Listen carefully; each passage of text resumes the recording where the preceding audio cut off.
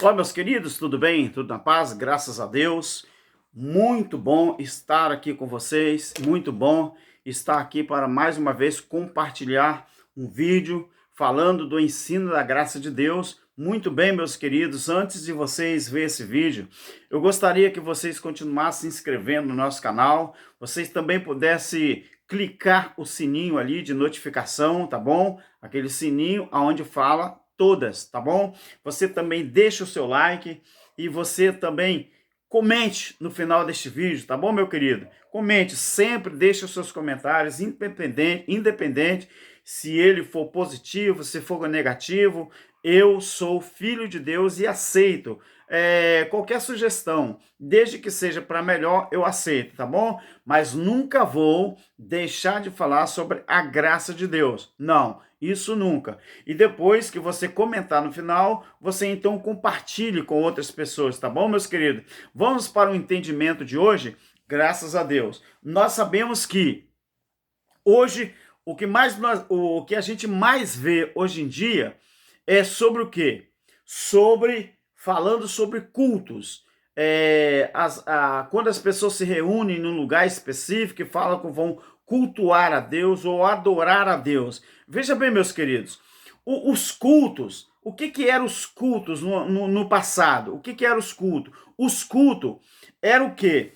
Os cultos eram procedimentos cerimoniais que aconteciam, né? Aquelas cerimônias ritualísticas, né? Composto por vários rituais, não é? Aqueles procedimentos ritualísticos que era, vamos dizer, que era um procedimento ritualístico ali que era composto por vários rituais, onde se apresentavam ofertas, se apresentavam ali as pessoas, além de se apresentar oferta, as pessoas também prestavam homenagem a uma determinada divindade. Então, essa era as formas de culto.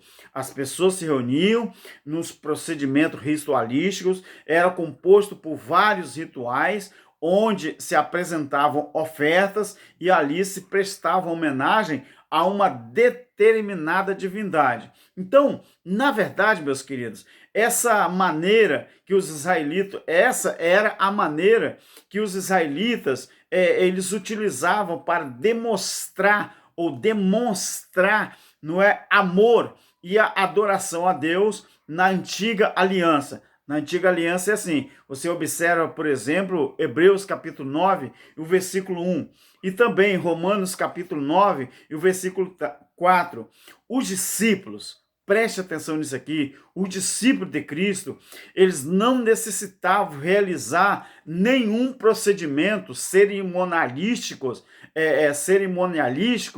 em nenhum rito, e também eles não precisavam apresentar nenhum ritual. Você observa na Bíblia que os discípulos de Jesus, eles foram chamados pelo próprio Jesus, mas os discípulos, eles se reuniam e praticavam as mesmas cerimônias que os fariseus, os saduceus, os hipócritas e os sacerdotes, o sumo sacerdote, eles praticavam. Não, de jeito nenhum. Então, os discípulos de Jesus, eles não necessitavam realizar nenhum procedimento cerimonialístico e nenhum ritual ou liturgia.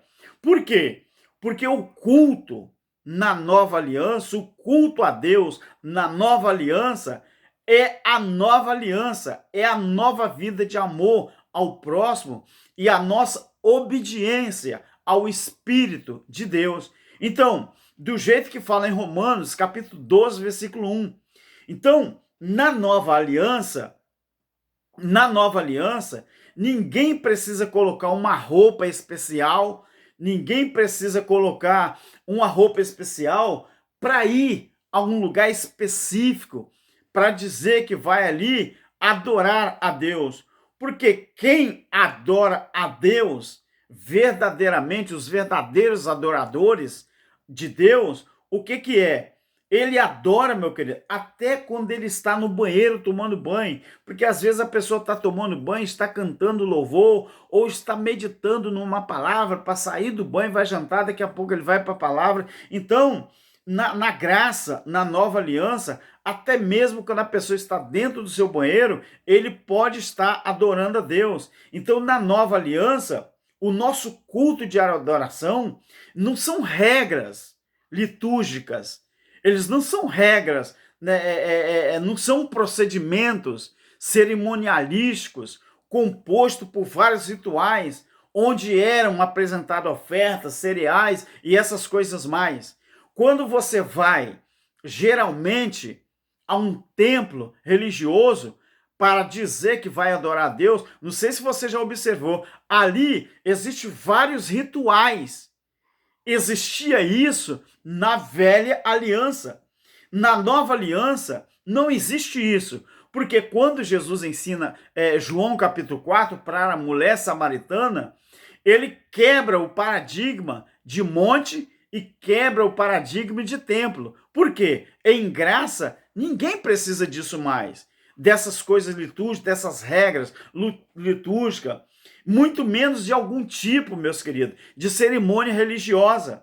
Mas precisa sim, toda a nossa vida, todas as nossas atitudes, todo o nosso empenho em obedecer em amor, do jeito que fala 1 Coríntios capítulo 13, versículo de 1 a 8.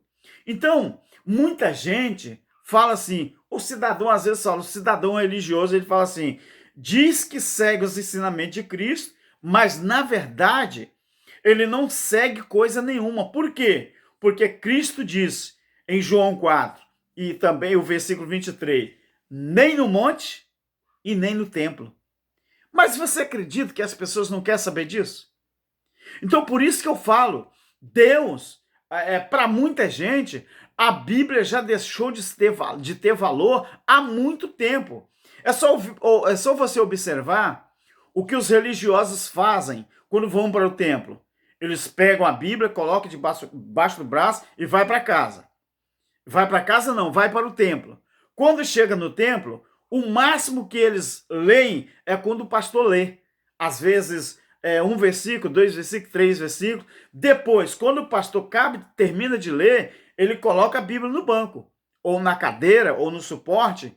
Quando termina o culto, o crente bota a Bíblia embaixo do braço, volta para casa, coloca a Bíblia no mesmo lugar que estava, e aí sabe quando que ele vai pegar a Bíblia de novo? Talvez 2 ou 3 vezes por semana, quando ele vai ao templo. Sabe o que é isso? Isso é cerimônias rituais. Isso são cerimônias. Isso são procedimentos ritualísticos. Então, meu querido, nós os ensinadores da graça, nós temos debatido muito sobre isso. Tem crentes, tem supostos profetas que estão aí no Brasil e no mundo. No Brasil virou até chacota, virou até caso de polícia. Essas profetadas que estão dando por aí, dentro desses cultos, que não passa de cerimônias ritualísticas, não passa de homenagens para uma determinada divindade, hoje esses profetas de Araque estão sendo mais divinizados, pasme você, do que, às vezes, o próprio Criador. Hoje, as pessoas estão dando mais valor ao que um profeta fala, um profeta físico, que não deveria existir mais.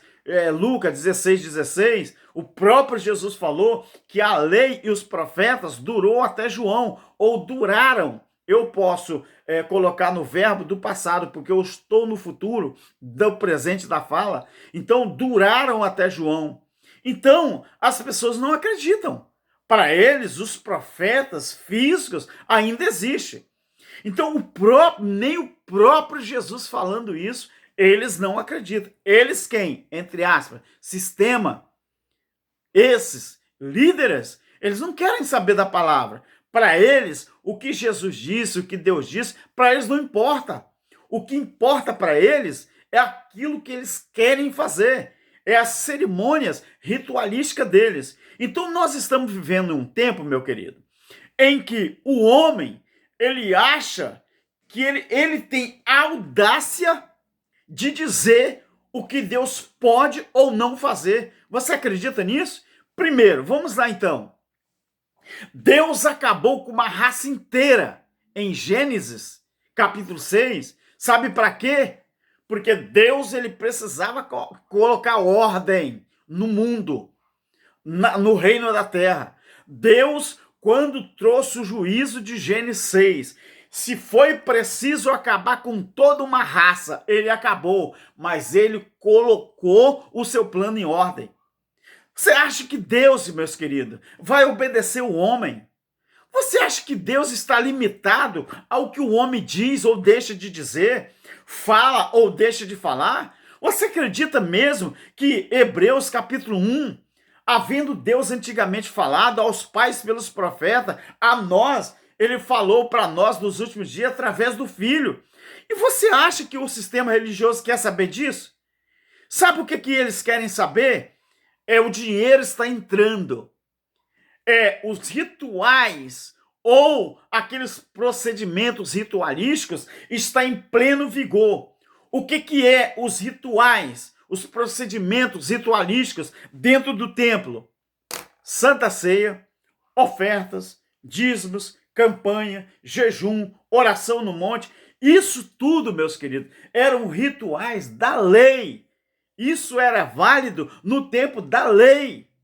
Então Deus ele acabou com uma raça inteira quando ele precisou colocar o plano dele em ordem. Ele falou com Noé: eu me arrependi, Noé, de ter feito o ser humano sobre a face da terra. Eu me arrependi, vou acabar com tudo.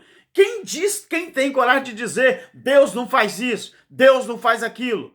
O homem acha que ele pode dizer o que Deus pode ou não fazer, o que Deus tem ou não que fazer. Em Gênesis 6 registra isso. Deus acabou com a raça inteira, preservou só 8 pessoas, Noé, a sua esposa, 3 filhos e 3 noras. Então, também, Deus, em Gênesis 11, Deus ele mudou completamente o idioma de uma raça, porque ele precisava mudar, meu filho, o sistema. Deus mudou o sistema em Gênesis 6, acabando com uma raça. Deus acabou com o sistema, Gênesis 11, acabando com um idioma. Todo mundo falava o mesmo idioma.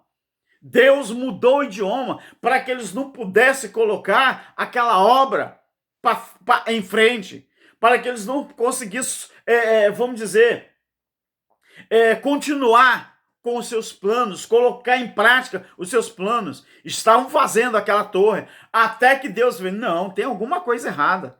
Esses caras estão achando que eles são maior do que eu?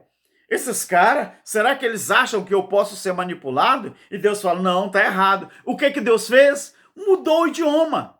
Meu querido, é prerrogativa de Deus. O que Deus tem que fazer ou não é prerrogativa dele. É ele que dita a regra, é ele que dá ordem. É por isso que esses profetas, eles falam uma profecia hoje, daqui a um mês, uma semana, estão tudo por terra. Sabe por quê? Porque o ministério profético acabou junto com a lei, acabou junto com a lei e os profetas. Meu querido, só bobo, tem que ser muita criança, tem que ser muito inocente para não entender que as prerrogativas são de Deus. O homem, meu querido, não manda em Deus não, é o contrário. E esses profetas que estão aí, estão fazendo o quê? Querendo cultuar uma divindade, só que essa divindade não é o verdadeiro Deus. Essa divindade é o pastor, essa divindade é o ministério, essa divindade é o templo, essa divindade é a religião, essa divindade é o sistema, essa divindade é as prerrogativas que eles mesmos criam. Outra coisa, meu querido, Deus ele usa o juízo em Gênesis 6, acaba com uma raça. Deus usa o juízo em Gênesis 11, acaba com o idioma. Deus, ali, quando nós chegamos em Mateus capítulo 1, Deus faz o quê? Deus muda todo o sistema religioso através do seu Filho Jesus Cristo. O Jesus de Nazaré, que veio, ele veio porque Deus precisava mudar o sistema religioso. Deus trouxe juízo. Quando Jesus veio para mudar todo aquele sistema de lei que havia, em que só os sacerdotes é que tinham o poder, os sacerdotes é que tinham o principado, que tinha as potestades, quer dizer, o princípio, e tinha também os poderes. Deus, quando ele mandou o seu filho, foi para mudar aquele sistema. E eu te pergunto, alguém modificou o pensamento de Deus? Jó, sabe o que fala em Jó 42:2? Eu sei, Senhor, que tudo podes e que ninguém muda os teus planos. Eu sei que tudo podes e que nenhum dos teus planos podem ser frustrados. O que acontece? O homem, o sistema religioso, principalmente no Brasil, eles acham que eles mandam em Deus, eles acham que mudam os planos de Deus. Meu querido, eu vou te falar, ninguém muda os planos de Deus, não. Sabe o que aconteceu em Mateus 1? A partir de Mateus 1, Deus muda todo o sistema religioso. Quando você vê em Mateus 4, está escrito ali que Deus, ele mandou Jesus e Jesus fala, ele veio para manifestar a sua palavra para aqueles que estavam em trevas, aqueles que andavam na região de sombra e morte, nasceu uma luz. Ali Deus veio mudar o sistema religioso. Então Deus, meu querido, ninguém muda o plano de Deus. Então, outra coisa, Deus está, preste atenção e não se esqueça. Você sabe por que está acontecendo eu não vou falar o nome, vamos dizer assim, esse aion, essa ira de Deus que está acontecendo no mundo inteiro agora, que você sabe o que está acontecendo no mundo inteiro, sabe o que? Deus está manifestando o seu evangelho eterno através de mais um juízo, meu querido. Você estude Apocalipse 14. Quem era aquele anjo ali de Apocalipse 14, que também o livro de Apocalipse já se cumpriu, porque foi para detalhar o juízo, mas os homens do sistema, eles querem e enfiam na garganta das pessoas que o juízo de Apocalipse ainda vai acontecer. Quem disse que vai acontecer? Ou você não entende a sua linguagem, o vernáculo do português, porque todas as profecias relacionadas aos acontecimentos do futuro, da época da escrita, já aconteceram. O juízo foi a consumação de todas as coisas. A Bíblia diz que tudo se cumpriu em Cristo. A Bíblia deixou de ser escrita no ano 70. Quando João teve a revelação, antes do ano 70, então foi para manifestar o juízo. Então Deus está manifestando o evangelho eterno através de mais um juízo. Quem era aquele anjo de Apocalipse 14? Não seria o apóstolo Paulo? Não seria, será? Aquele anjo que pregaria o evangelho eterno? Então, se Cristo, e tudo se cumpriu em Cristo, então se a Bíblia diz que Jesus resistiu na cruz, tetelestai, está consumado. Então, outra coisa, cadê mais outra Bíblia que continuou sendo escrita? Não existe. A Bíblia Sagrada, ela é um livro que faz parte da cultura judaica. Ela foi escrita para contar a história da cultura judaica, assim como existe o livro História do Brasil, que conta a história do Brasil desde o seu nascimento até os dias de hoje, ainda continua sendo escrita. Tudo que acontece na geografia, nos governos, tudo que acontece, vamos dizer assim, nesse universo político, o universo religioso, está sendo contado nos livros de história. E a Bíblia? Acabou! Então, a Bíblia, as pessoas têm que entender que o livro Bíblia Sagrada, Bíblia foi dado nome pelos pais da igreja, mas é um livro histórico que foi registrado, foi escrito para contar a história da cultura judaica. O Jesus Cristo que veio lá em Israel e libertou Israel daquela escravidão, da lei, é a mesma coisa que a princesa Isabel fez aqui e a mesma coisa que Dom Pedro I fez quando libertou o Brasil da escravidão que vivia, ou de ser colônia portuguesa. Então o Brasil, ele foi colonizado, o Brasil, ele teve a sua independência, mas teve que ter um homem para ter coragem para isso. Então assim é com todos os países, meus queridos. Estude a história. Ou você acha que a Bíblia é um livro que ainda vai se cumprir? Não, meu querido. Foi contada a história do que aconteceu no país de Israel. E você sabe através da Bíblia. A Bíblia, os homens é que fizeram a Bíblia e colocaram, reuniram vários livros e colocaram aqui. E fizeram o quê? Colocaram para nós como isso aqui fosse uma regra que todo mundo tinha que seguir. Não, a Bíblia, ela serve para nós? Serve sim, porque os ensinamentos de Jesus servem para mim, serve para você. Mas isso é um livro que conta a história judaica, a história do país de Israel, a história de um povo. Então Deus, em Apocalipse 14, aquele anjo, o evangelho eterno, quem tinha que ser pregado, quem tinha que pregar esse evangelho, não era Paulo? Será que não? Aquele anjo que pregou o evangelho eterno, porque às vezes pregador, ele é chamado de anjo. Às vezes homens são chamados de anjos, porque a palavra anjos quer dizer Balaque, ou mensageiro. Então, nós temos que observar isso. Então, Paulo, ele foi um anjo que pregou o evangelho eterno. Mas esse evangelho eterno, quando Paulo morreu, ele ficou ocultado. Enfiaram os pais da igreja, enfiaram na gaveta. E não deixou a revelação da graça ser manifestada ao mundo. Só que Deus está trazendo novamente um juízo ao mundo, colocou os crentes, os seus filhos, os filhos de Deus dentro de casa, o povo começou a estudar a Bíblia, estão entendendo e compreendendo que todas as profecias já foram cumpridas. Nós acreditamos no preterismo por causa disso, nós não somos futuristas, porque nós ensinamos a graça de Deus e entendemos que a conjugação verbal dos tempos e as colocações verbal de toda a Bíblia estão no passado e não no futuro. Então o que é que acontece? Deus, meus queridos, ele usou o apóstolo Paulo para pregar o evangelho eterno. Não vai acontecer mais não, já aconteceu. Paulo, em Gálatas, capítulo 1, ele relata isso, que ele foi chamado desde o ventre da mãe dele para pregar o evangelho ao qual a circuncisão não deixava. Então, nós temos que observar com detalhe Apocalipse 14. E nós vamos ver aqui, nesse capítulo, se não está tratando do juízo do ano 70 DC. Olhe e estude com detalhe o capítulo 14 de Apocalipse. O que Deus pode ou não fazer, meu querido? Não cabe a você, homem, ser humano, de carne e de osso. Não cabe a você. E você vem aí querer ditar regra para Deus. Dizer que Deus tem que fazer assim, tem que fazer assado. Você acha mesmo que você é capaz ou capaz de querer ditar regra para Deus?